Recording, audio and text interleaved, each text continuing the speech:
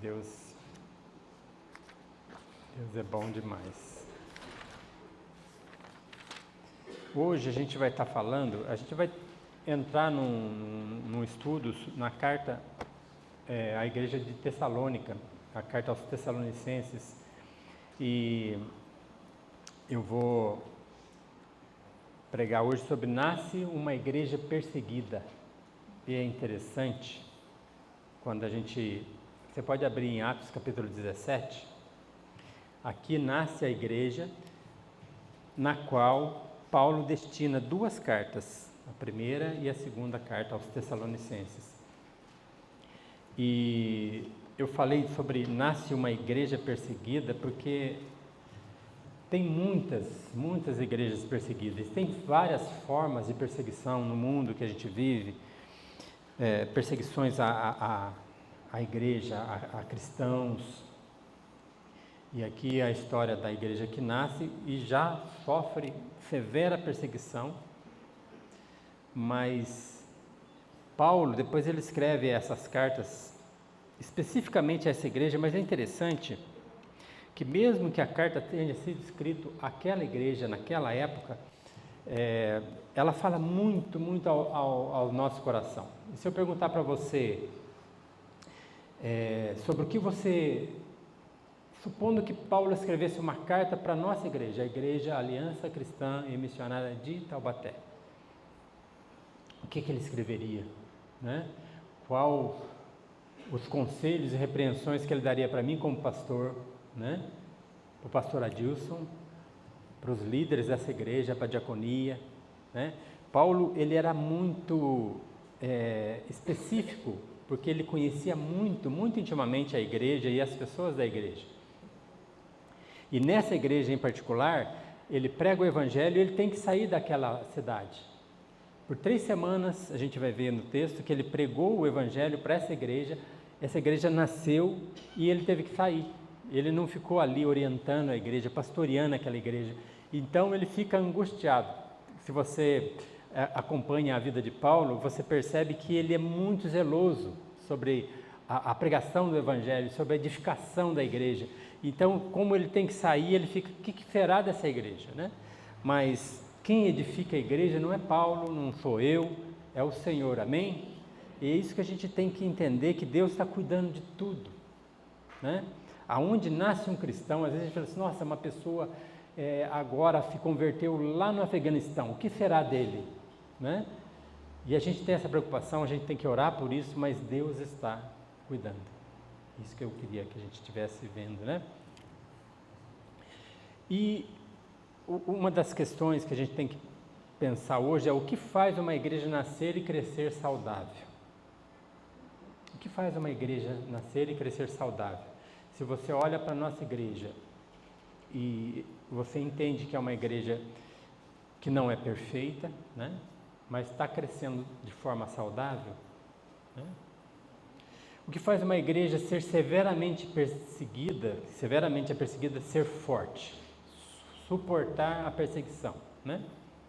Como que a gente pode aprender hoje como igreja com essa igreja de Tessalônica que Paulo pregou, essa igreja nasceu e essa igreja cresceu, né?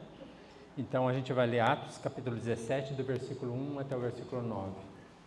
Eu queria que você pudesse ler esse texto comigo, acompanhando aí na tua Bíblia. Eu não sei se vai passar aqui, não sei se já arrumaram aqui, mas tudo bem, fica em paz, você lê aí na sua Bíblia e eu leio aqui com você. Pai querido, quero agradecer ao Senhor pela tua bondade, pela tua misericórdia. Nessa manhã a gente acordou e a tua graça, a tua presença estava sobre a nossa vida, sobre a vida de cada um de nós. E o Senhor sabia quem estaria aqui nessa manhã. O Senhor sabia qual a necessidade de cada coração, cada mente nessa manhã, que pudesse ouvir a Tua Palavra, que possa ser transformada pela Tua Palavra. É o que nós queremos e cremos que vai acontecer, porque a Tua Palavra nunca volta vazia. Que o Senhor possa falar aos nossos corações, começando de mim, que vou pregar a Tua Palavra, que o Senhor possa me usar como instrumento do Senhor. Eu sei que o Senhor tem falado comigo através do estudo dessa palavra, mas que o Senhor possa falar a cada coração conforme a tua vontade. Peço também àqueles que vão assistir esse culto por intermédio do YouTube, Deus, que o Senhor abençoe e continue fazendo a tua obra, para cada coração possa crescer no conhecimento do Senhor e ser transformado pelo Senhor, para que a nossa vida seja relevante, como uma igreja relevante, num mundo que precisa tanto do Senhor. Obrigado por essa manhã, obrigado por cada um que está aqui, em nome de Jesus. Amém. Então vamos ler esse texto de Atos, capítulo 17, de 1 a 9. Diz assim: tendo passado por Anfípolis e Apolônia, chegaram a Tessalônica, onde havia uma sinagoga de judeus. Paulo, segundo o seu costume, foi procurá-los, e por 3 sábados arrazoou com eles acerca das Escrituras, expondo e demonstrando ter sido necessário que o Cristo padecesse e ressurgisse dentre os mortos. E esse dizia: ele é o Cristo Jesus, a quem vos anuncio. Alguns deles foram perseguidos e unidos a Paulo e Silas, bem como numerosa multidão de gregos piedosos e muitas distintas mulheres. Os judeus, porém, movidos de inveja, trazendo consigo alguns homens maus, dentre a malandragem, ajuntando a turba, alvoroçaram a cidade e, assaltando a casa de Jasón, procuravam trazê-los para o meio do povo. Porém, não os encontrando, arrastaram Jasón e alguns irmãos perante as autoridades, chamando: estes têm transtornado o mundo, chegaram também aqui, os quais Jasón hospedou. Todos estes procederam contra os decretos de César, afirmando ser Jesus outro rei. Tanto a multidão como as autoridades ficaram agitadas ao ouvir essas palavras. Contudo, soltaram Jasón e os mais, após ter recebido deles a fiança estipulada. Amém?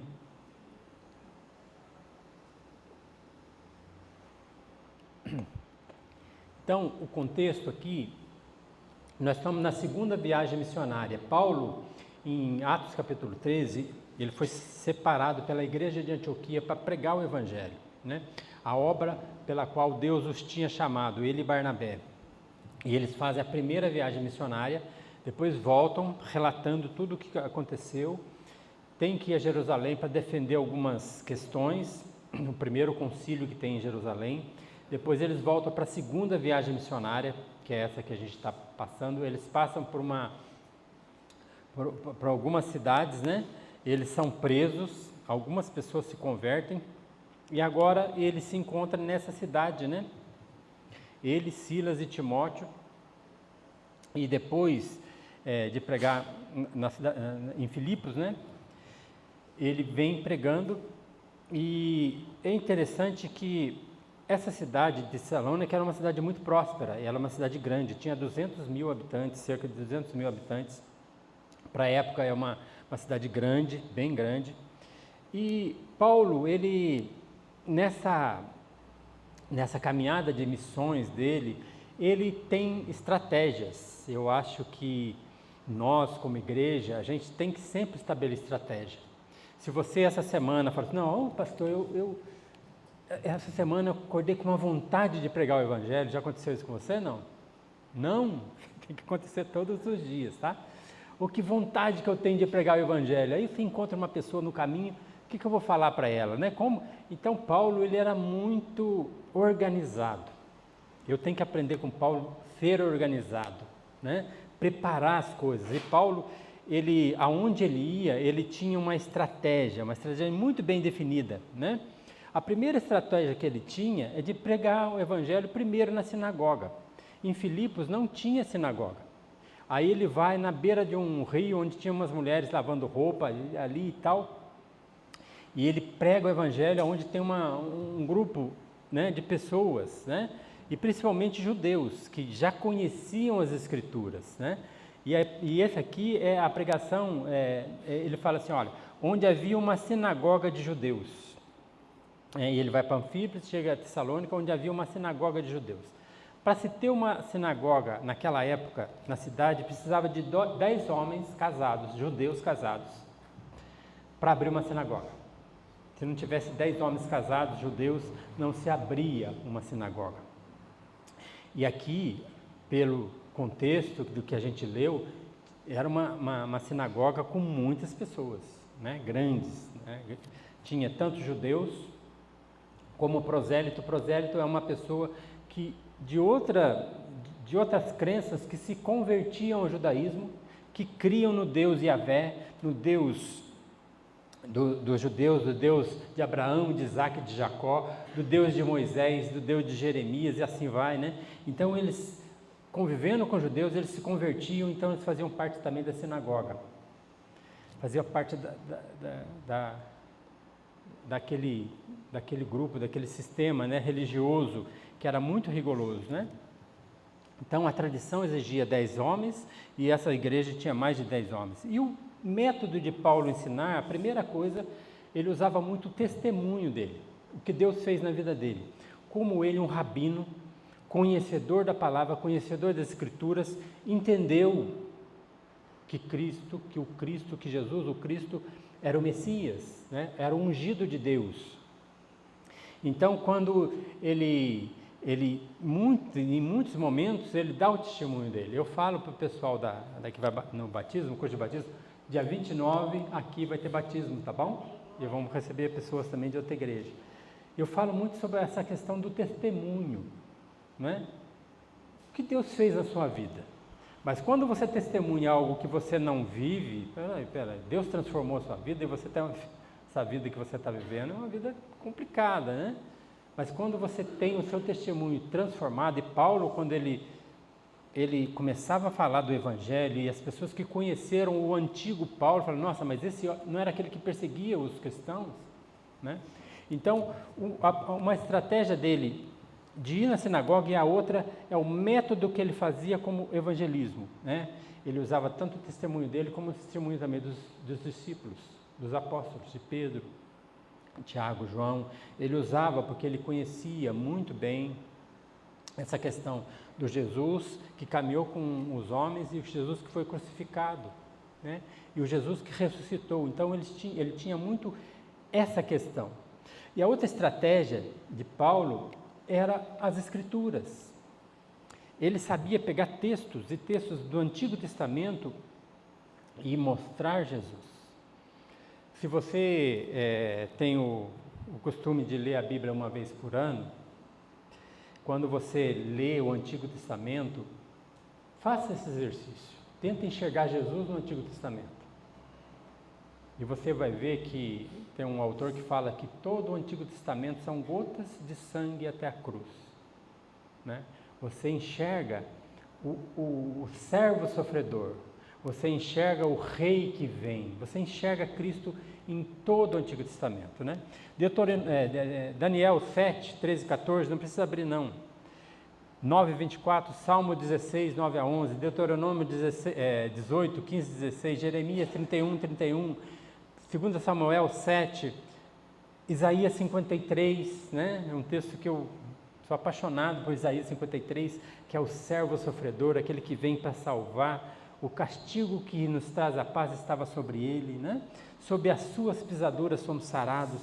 Então você vai ouvindo, esse é o texto que o eunuco estava lendo e que Filipe veio e explicou para ele, que era o Messias. Então ele pegava o testemunho dele, pegava o conhecimento das Escrituras e revelava Cristo. Esse é o nosso papel, né? Usar as Escrituras e a palavra de Deus e revelar Cristo. Esse é aquele em quem as Escrituras anunciavam. É esse que vos anuncio, né?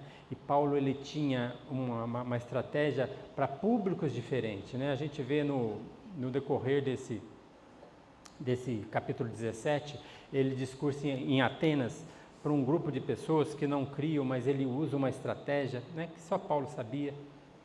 Então aqui ele está no meio de uma sinagoga, pessoas que criam e liam a Torá, o Antigo Testamento, a lei e os profetas, e ele começa a revelar a Cristo com muita habilidade, com muita inteligência. E uma coisa que eu falo sempre é o seguinte: se você quer pregar o Evangelho, pregue como se você tivesse capacidade de convencer, né? Eu descobri isso, que eu tinha, assim, eu gostava de falar de Jesus e convencer as pessoas, né? Então eu pregava o Evangelho com vontade, eu sabia, falei, nossa, agora toda a minha família vai converter ao Senhor Jesus, né? Eu achava que eu tinha essa capacidade. Com o tempo eu fui decepcionando que as pessoas não se convertiam, né? E aí eu descobri que não sou eu que convence, é o Senhor. Isso é muito bom a gente entender isso.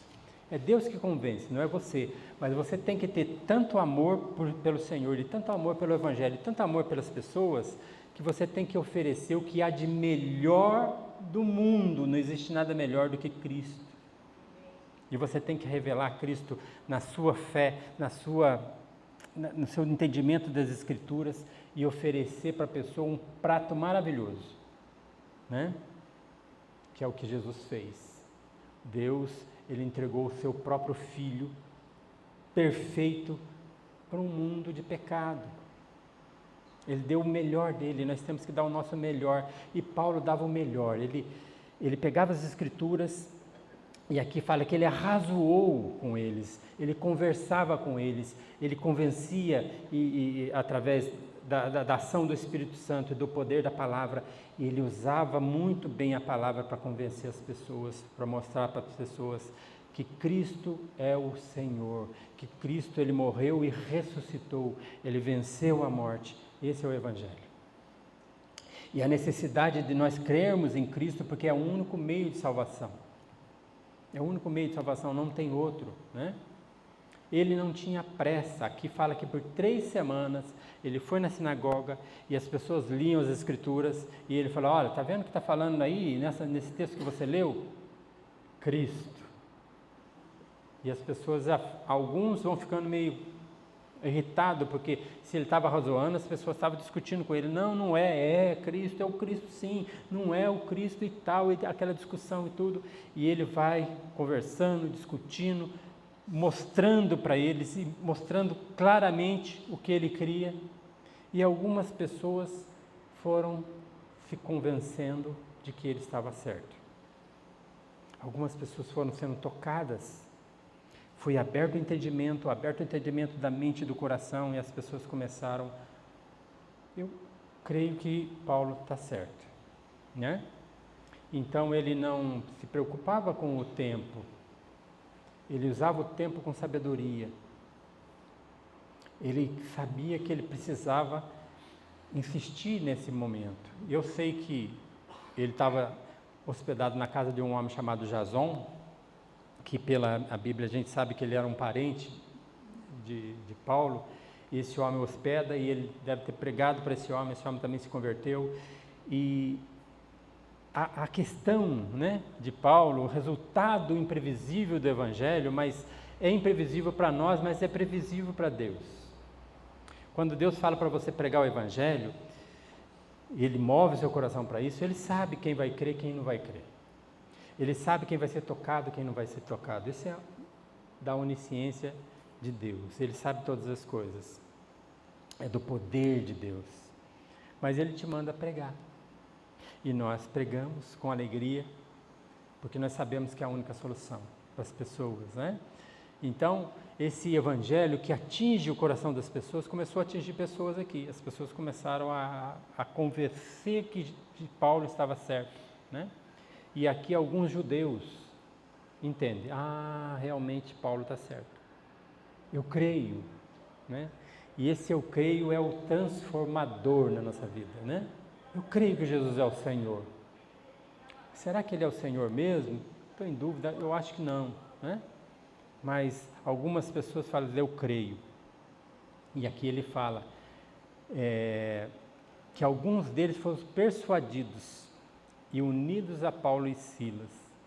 Sabe o que é a família de Deus? A família daqueles que creem. Às vezes a gente lê, ouve o Evangelho e fica pensando, mas será que isso é certo? E nessa dúvida, será que não é? O momento em que nós falamos, eu creio, é o momento em que a gente entende que nós somos pecadores, o momento que a gente entende que a única solução para a minha vida, na minha salvação, é crer em Cristo, porque Ele é o único caminho, Ele é a única verdade, é a única vida, né?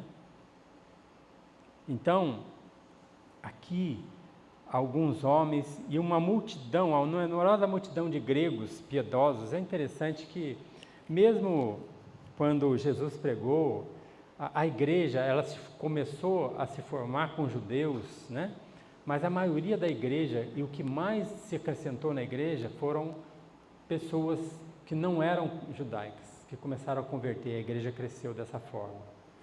Romanos, gregos, e seja mais o que for, pessoas começaram a crer em Cristo, né? Pelo poder de Deus. A promessa de Deus que muitas pessoas de outras nações iam crer, estavam se concretizando aqui nesse tempo, né?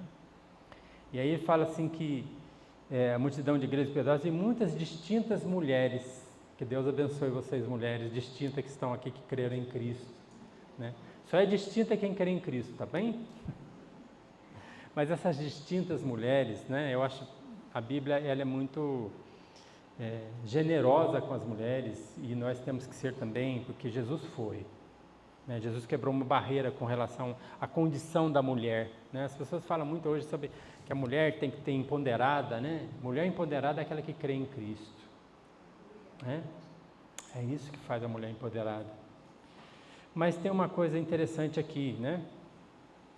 Que a gente tem que pensar, é que houve uma resistência. Né?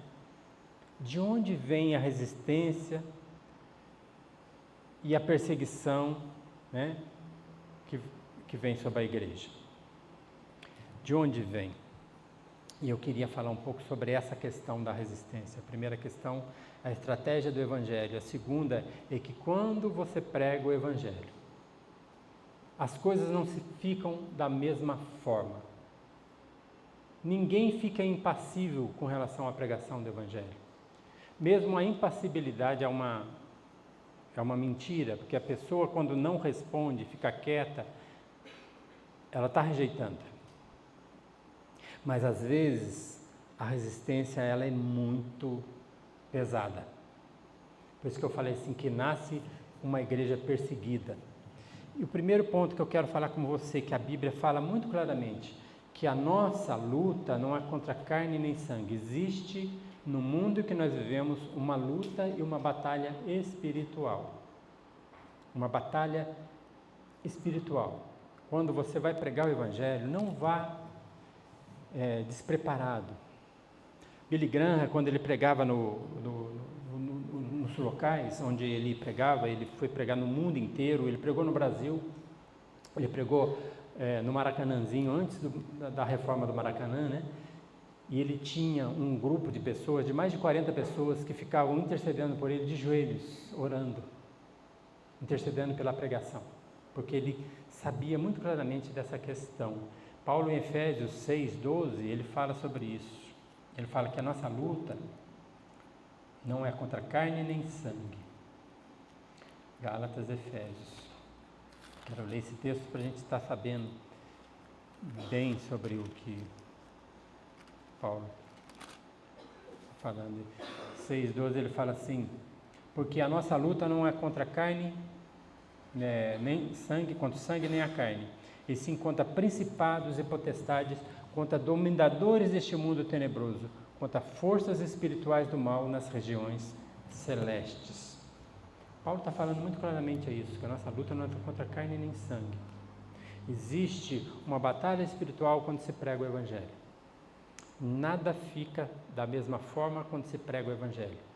A palavra de Deus é viva, poderosa, para revelar corações. Pessoas que são tementes a Deus, pessoas que estão buscando algo além daquilo que tem na vida medíocre que nós temos sem Cristo, e são, de repente, tocadas pela palavra. Mas existe uma batalha espiritual, né? 2 Coríntios 4:4, olha que fala nesse texto. 2 Coríntios.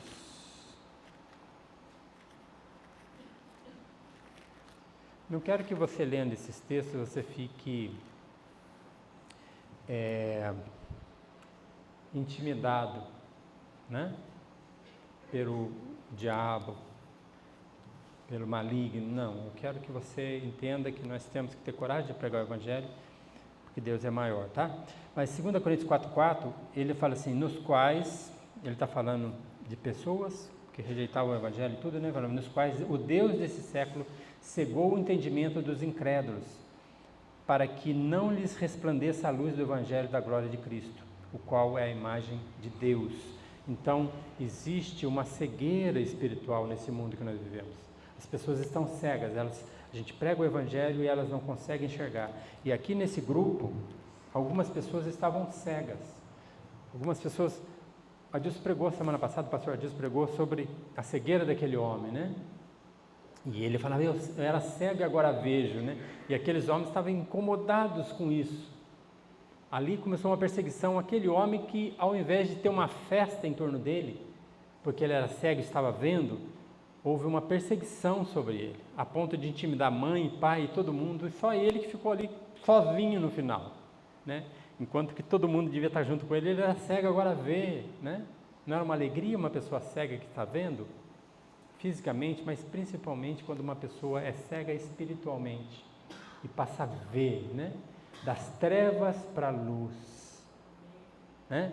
Da potestade de Satanás para Deus, começa a enxergar o Evangelho, começa a enxergar o Senhor, né? E 1 Tessalonicenses 2,18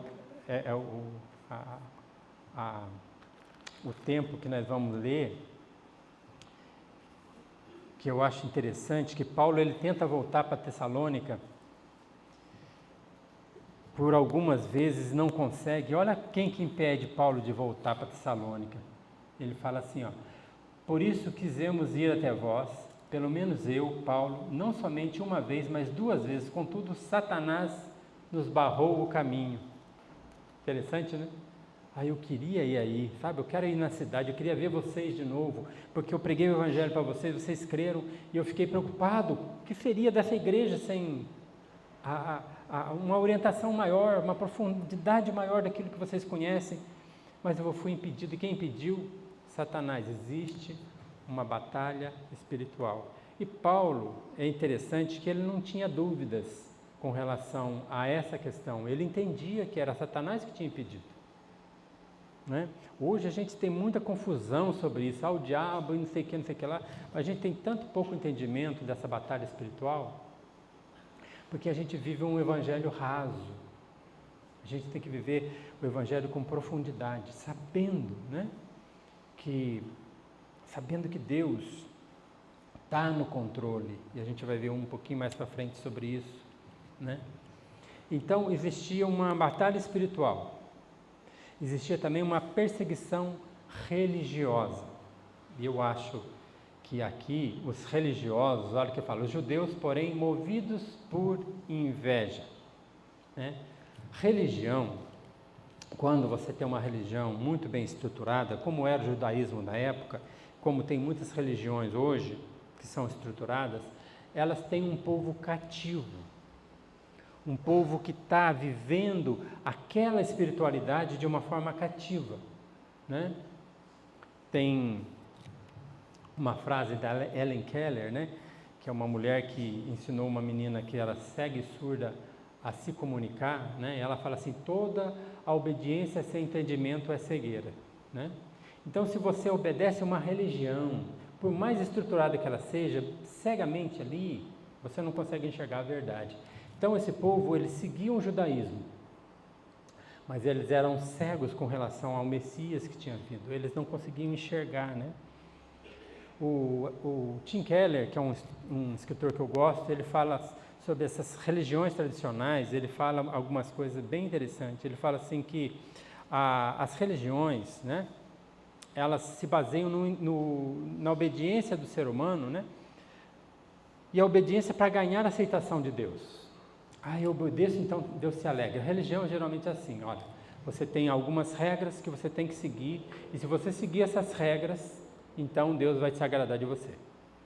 Você tem que se vestir dessa forma, tem que falar dessa forma, e tem pessoas que seguem rigorosamente sua religião, né?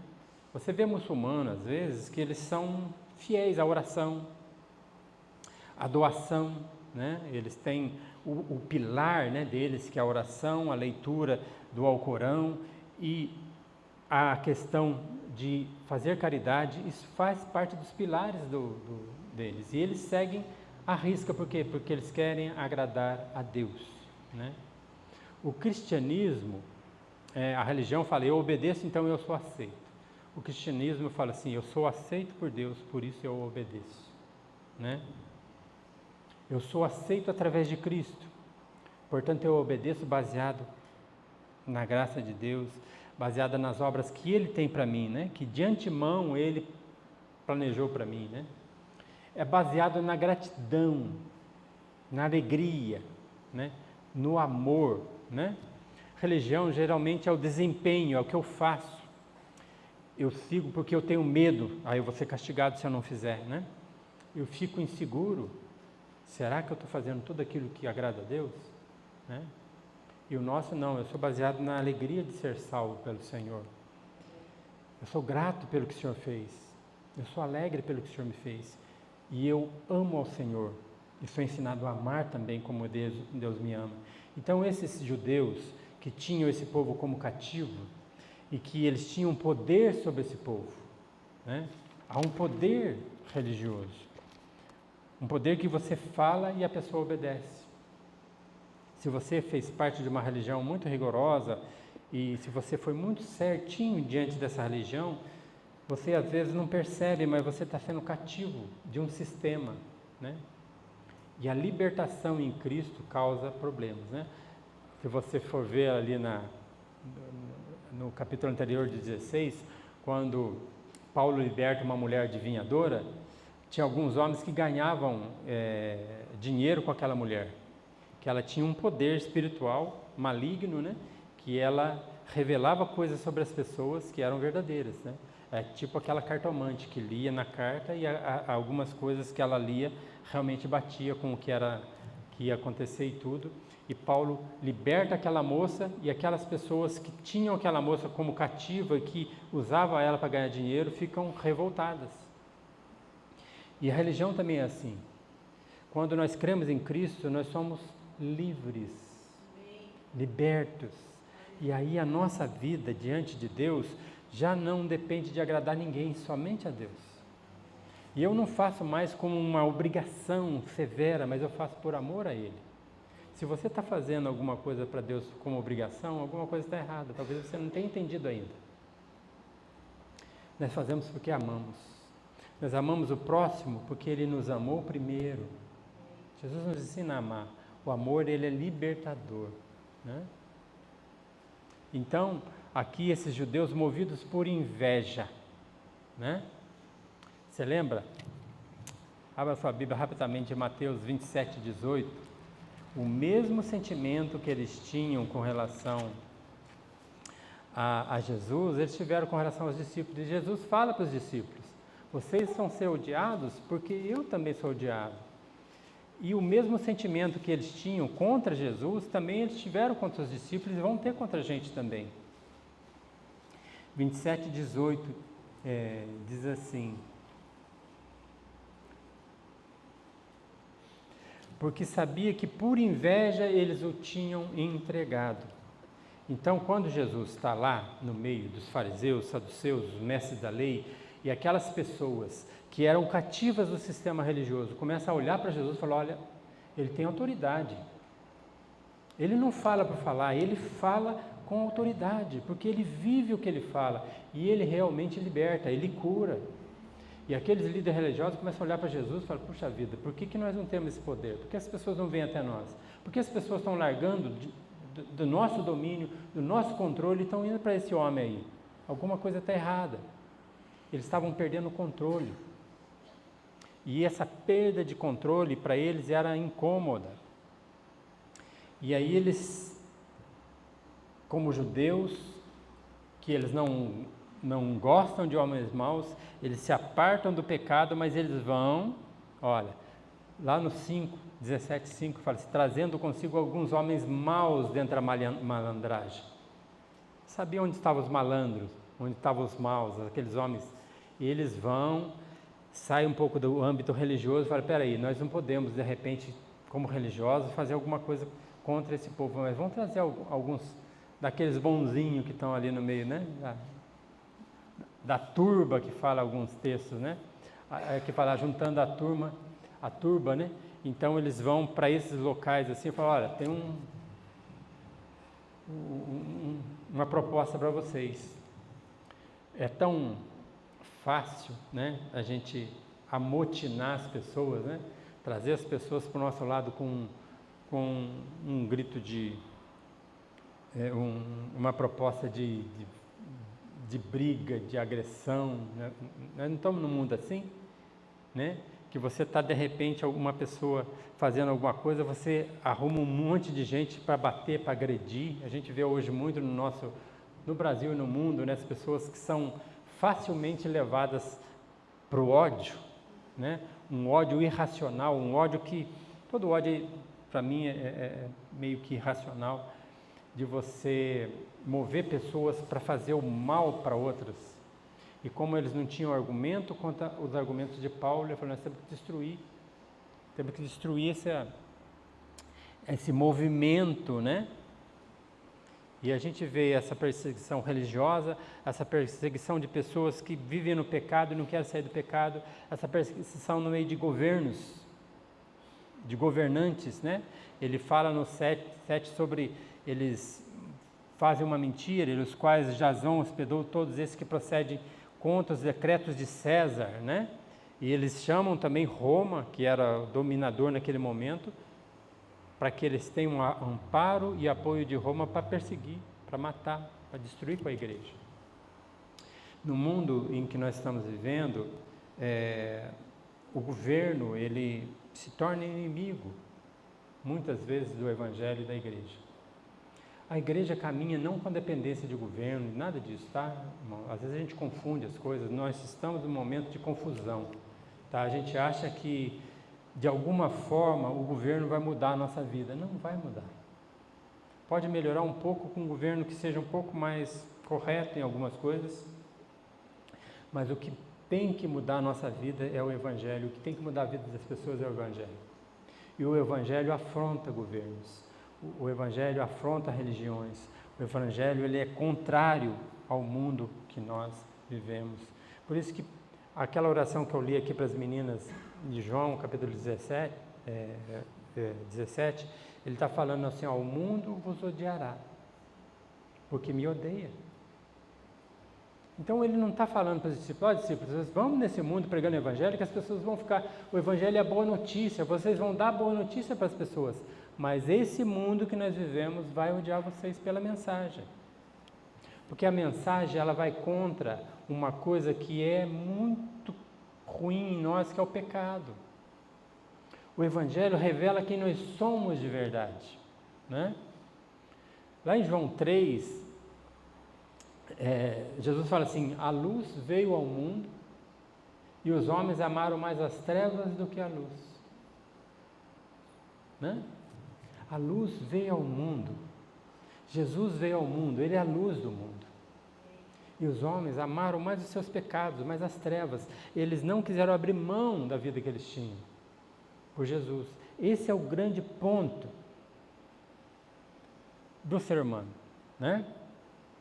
Então eles movem esses homens com essa violência, com esse ódio tão grande, né? E Jesus ele fala no Sermão do Monte, está lá em Mateus capítulo 5,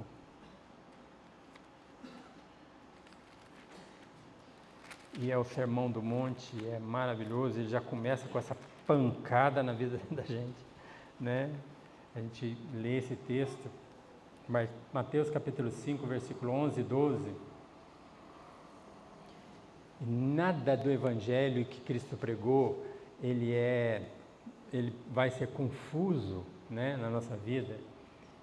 Ele fala assim, bem-aventurados sois quando por minha causa vos injuriarem, vos perseguirem, e mentindo disserem todo mal contra vós.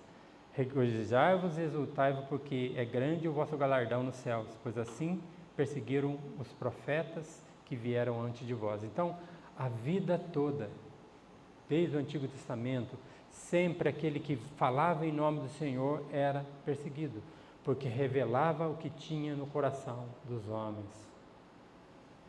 Então nós que temos o coração transformados por Cristo, e quando a gente com alegria prega o Evangelho de Cristo, nós somos perseguidos, ele fala bem-aventurados, mais do que felizes, porque assim como vão fazer com vocês, fizeram comigo, né? E nós temos que ter esse entendimento de que o Evangelho ele causa esse tipo de problema. Há um tempo atrás, eu preguei para uma menina que veio morar comigo em casa, né? Tinha duas moças que vieram morar comigo. Uma ficou, creu no Senhor e glória a Deus, está aí. Mas teve outra que eu preguei para ela e tudo, e ela falou assim, agora eu sou crente. Eu falei, nossa, que bom. Agora eu sou crente, agora eu não acredito mais nada do que eu acreditava antes. Aí ela falou assim, eu vou pegar todos esses símbolos religiosos que eu tenho e vou jogar fora. Eu falei, calma, vai com calma. Eu vou chegar para minha mãe e falar assim, agora eu não acredito em nada disso mais. Eu falei, não faz isso. Senta aqui, deixa eu falar para você. Quando você pregar o Evangelho, toma cuidado, mas prega com sabedoria. Fala para sua mãe, pode falar para sua mãe sim, mas não assim, com essa afronta, né? Eu expliquei para ela como que ela tinha que fazer, e ela chegou na casa dela e falou, mãe, agora eu sou crente, não quero mais saber da nossa religião, a senhora ensinou um monte de coisa, eu aprendi tudo errado e tudo.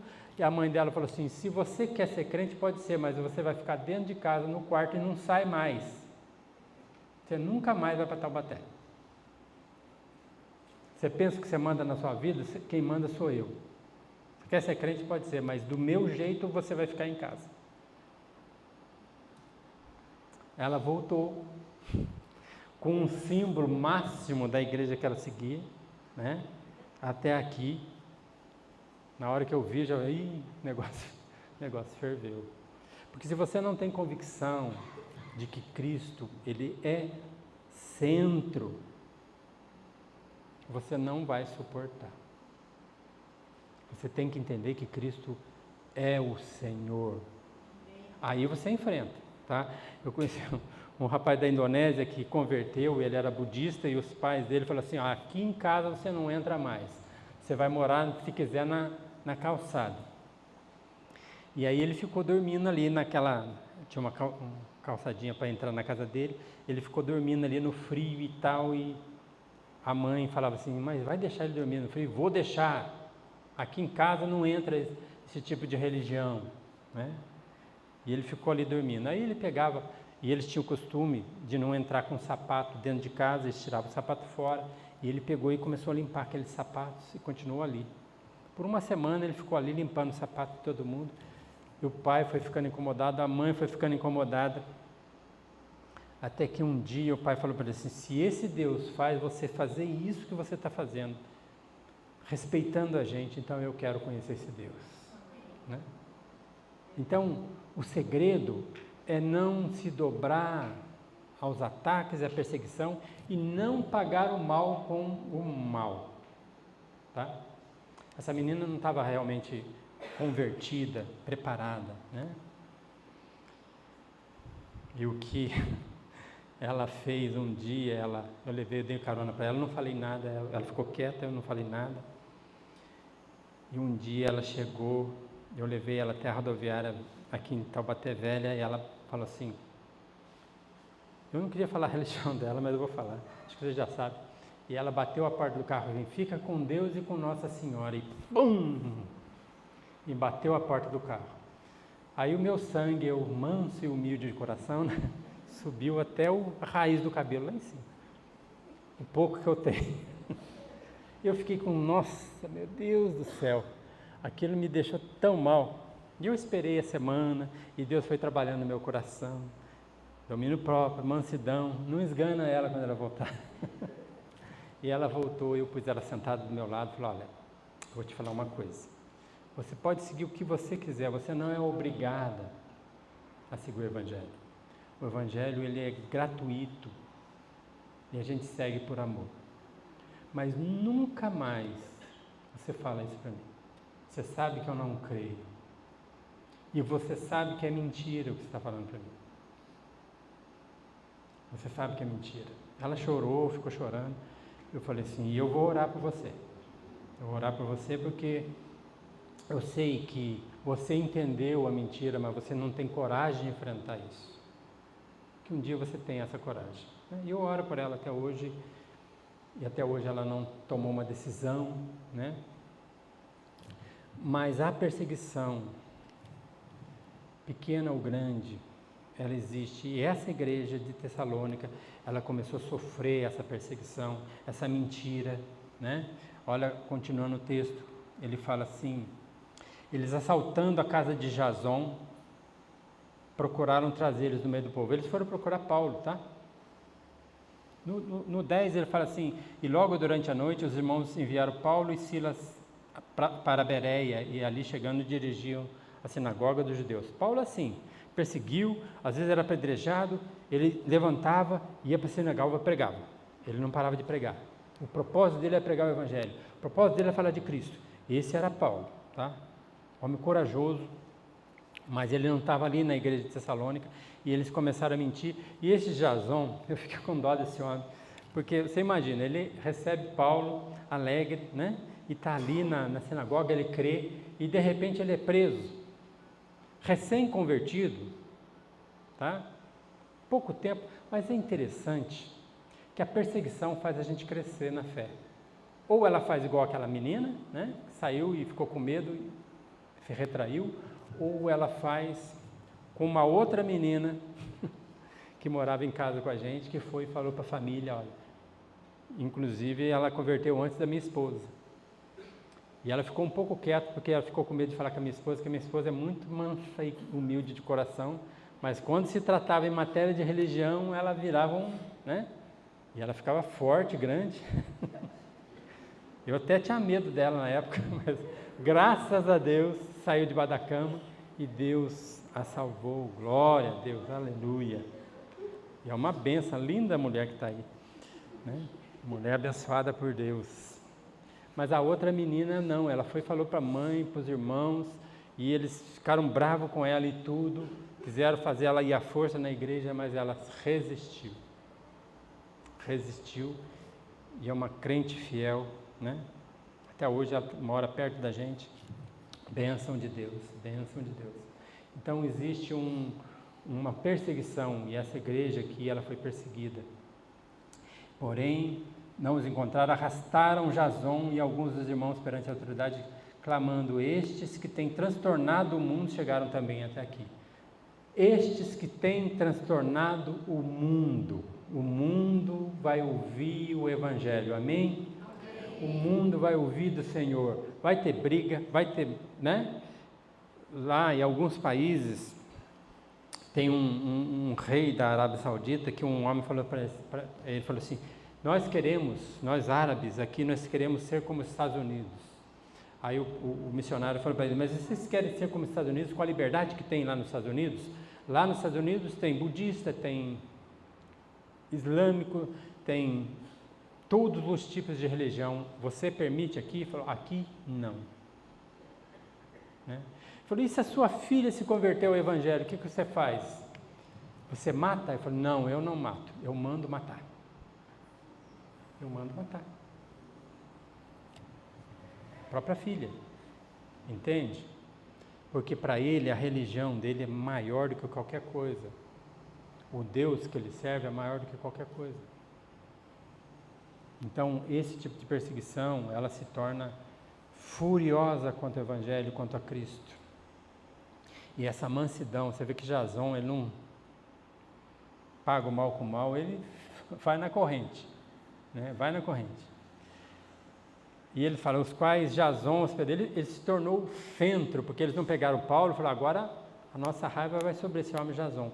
E ele, até o bolso dele foi mexido, que no versículo 9 fala, contudo soltaram Jason e os mais que foram presos, após terem recebido deles fiança estipulada. Então, pagou para sair da cadeia sem crime nenhum. Sem crime nenhum. Nós não podemos mentir sobre o Evangelho, não pedimos, né? Agora, eu queria falar para você que Deus está no controle, tá bom? algum texto, Atos 16, 6 e 7, pertinho aí para você não ficar muito...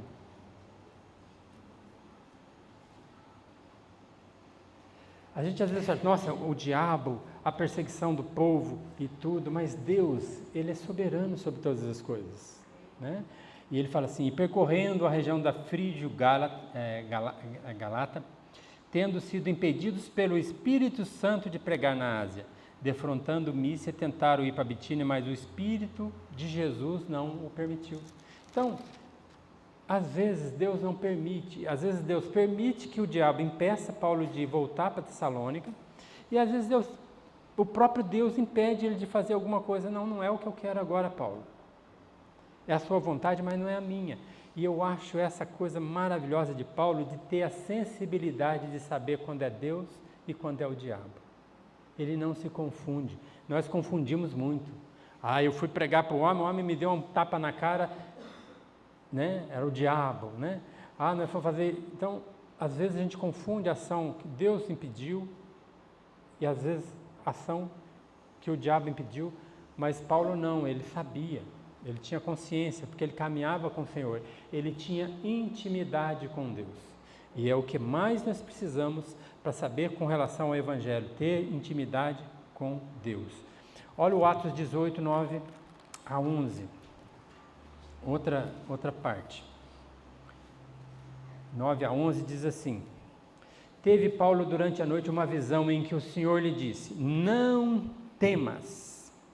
Pelo contrário, fala e não te cales, porquanto eu estou contigo e ninguém ousará fazer-lhe mal, pois eu tenho muito povo nessa cidade. E ali permaneceu 1 ano e 6 meses, ensinando entre eles a palavra de Deus. Não temas.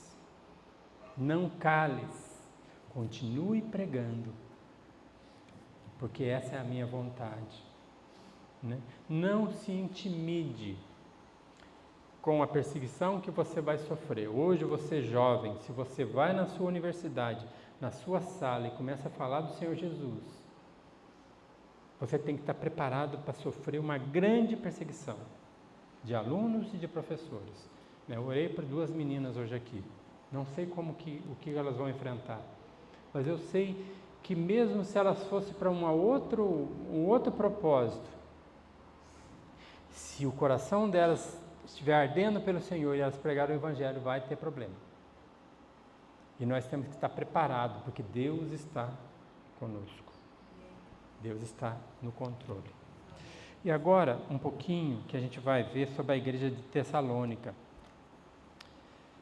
Qual que é o tripé dessa igreja? O que fez apesar de Paulo não conseguir pastorear essa igreja, ele larga um grupo de cristãos, de prosélitos, judeus e mulheres, ele larga esse grupo fica angustiado porque ele quer falar com essa igreja e tudo, e a notícia que vem dessa igreja para ele o alegra, né?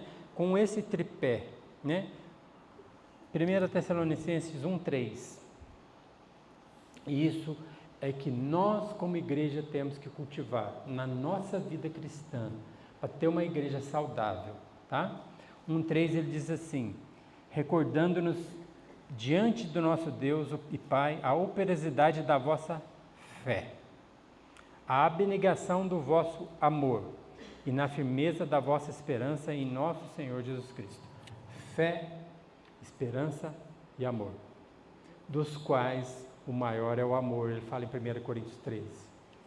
Nós temos que caminhar por fé. O justo viverá pela fé.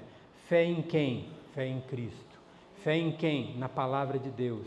Nas promessas que tem para nós da palavra de Deus. Isso é fé, isso é caminhar por fé. Então ele fala assim, olha, vocês, apesar de eu largar vocês continuam na fé, na abnegação do vosso amor, amor entre eles. Sabe o que a perseguição faz? A gente se juntar em amor e oração. Isso é que o amor faz, a perseguição faz. Nós amamos e começamos a mostrar o amor. Você imagina esse Jasão saindo da prisão e encontrando aqueles irmãos, abraçando ele, falando, ô Jasão, como é que você está?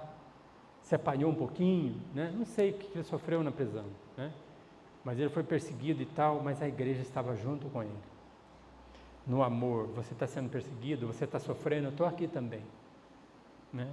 Você está alegre, eu estou aqui também. Nós estamos juntos, né? E na esperança em Cristo. Nós esperamos em Cristo, nós confiamos em Cristo, né? 5:8, ele fala a mesma coisa, tá? E a gente vai estudar isso mais para frente um pouco melhor.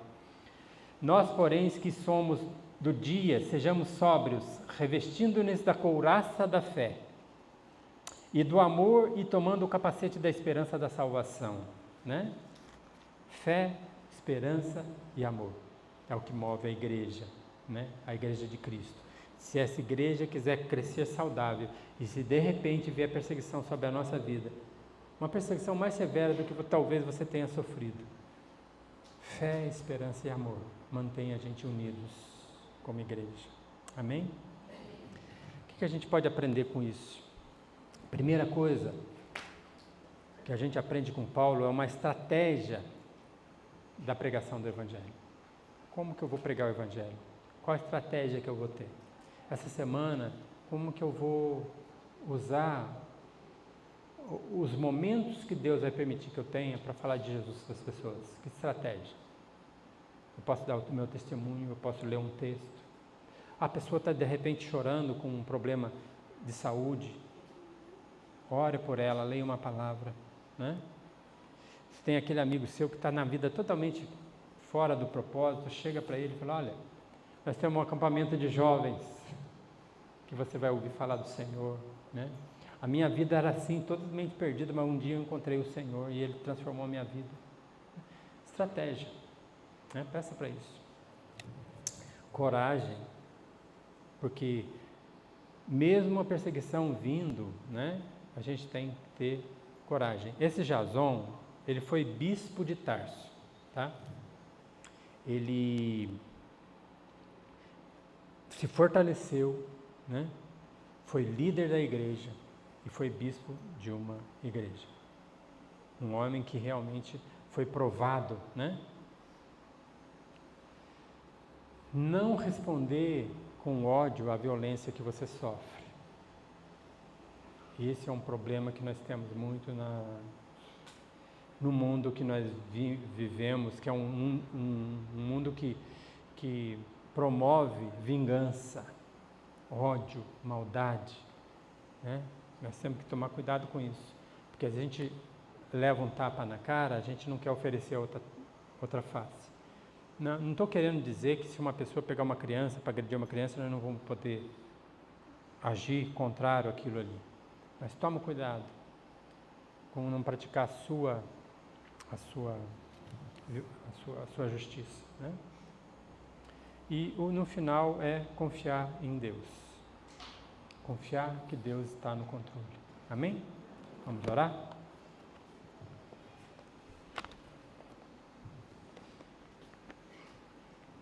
Vamos orar.